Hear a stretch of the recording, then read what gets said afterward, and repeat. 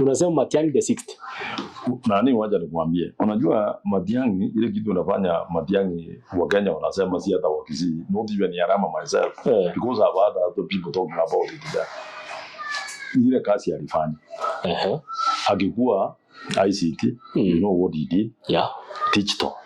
Migration. Alikatalia mpaka mkagoma mkafanya nini finally? You have seen the fruits of being digital. Akakuja education.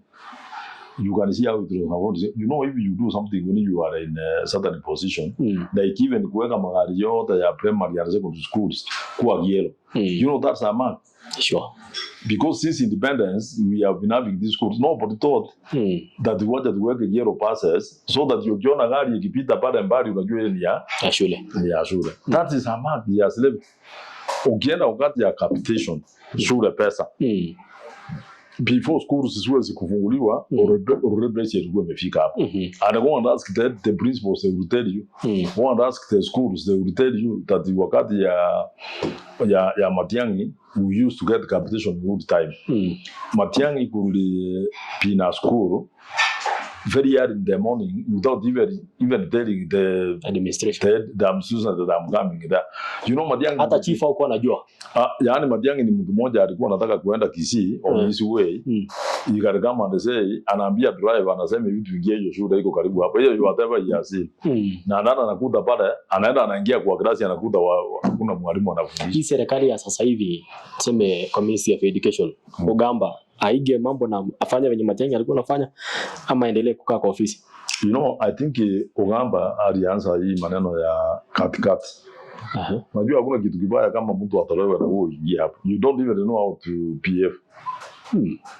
Hii toke kama alikuwa amepatiwa, I know Ogamba on very very personal level. Ogamba is a very capable minister. And there is a one person who is straight. That one will take it to the bank. But at the same time, you can be a minister. Then you can have people who are not even directly answerable to you. They are supposed to be answerable to you. But because of politics and because of these issues, because I really think that there is a reason why in every ministry, if we have a minister who is from another community, we must have a PS who is from a certain community. I think there is something which we should ask ourselves why. Tueleze. No. Unamaanisha nini? Namaanisha hata wewe uende uchunguze. Sisi sote. Unataka kusema wote wako pale juu, hapa chini ni kabila moja. Sisi wote tuende tuangalie, tujiulize ni kwa nini unakuta all ministries ziko na permanent secretary that is from a certain community, or why do we have permanent secretary that is in certain ministries. Why? You know, I'm trying to ask myself one that question because we in the parliament there is an issue which arose about those schools which were receiving funds from the national government in Baringo. No, I hope some Baringo. They said many schools, and these schools nobody has told us which ones. Because you know, if I give money today in by writing, I check even my giving out money demands that I must give. I check it to individuals. Then you come and ask me that the Arama you issued 20 checks. Who did you issue checks to? I could say Manoti. I say yes, or I say because it will be that. Yeah. But to get these those schools, it has become a toro. Our same is shule. Mheshimiwa wewe kama mbunge, sio swali upeleke bungeni. Ilikuwa bunge, unaona bunge. What am I telling? A member of parliament asked that question, and when the minister came, they would not mention that because the question was very simple. We lost this much money through those schools. Can you tell us the schools? The minister could not say which ones. You could see last time when Ogamba was taken to task. Now, Musema should have run, there was a problem, and how much it received. But you understand those schools, they have signposts. But there are no schools which are there that you know your guess is as good as mine. So wacha tuende tuchunguze hizi mashule sisi wote tujue ni gani. Na kwa nini kila ministry iko na PSS kutoka jamii moja? Pia tuchunguze. Mheshimiwa, umesema Matiang'i the 6th. Hawa huyu Gachagua anasema yeye ndio the 6th. Gachagua. Yeah. Lakini nani unajua wacha nikuambie na watakubaliana akijaribu kusoma ground anaona yeye yako juu. We don't need kuelewana, tunaelewana ya nini? Why should the people gang up against one person? Why should the other people calling themselves as united opposition waende kusema tunataka tulete mtu mmoja atoe William Ruto? Why? Let's have everybody anasimama guru kwa visi Kenya tukupigie guru upate 50+1 if you think you are a popular.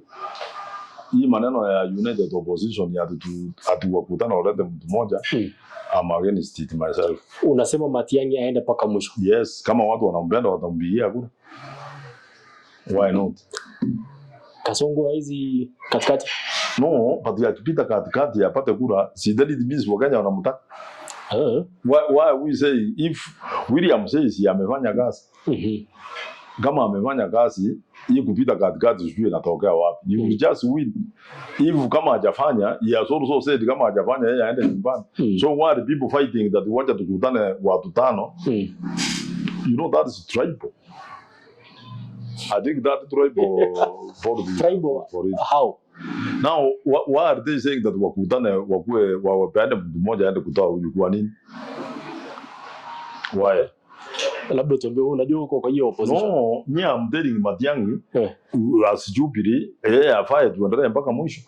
I'm not interested with the maneno to go and sit down. What is the formula ya kwenda kukaa chini mlete mtu mmoja?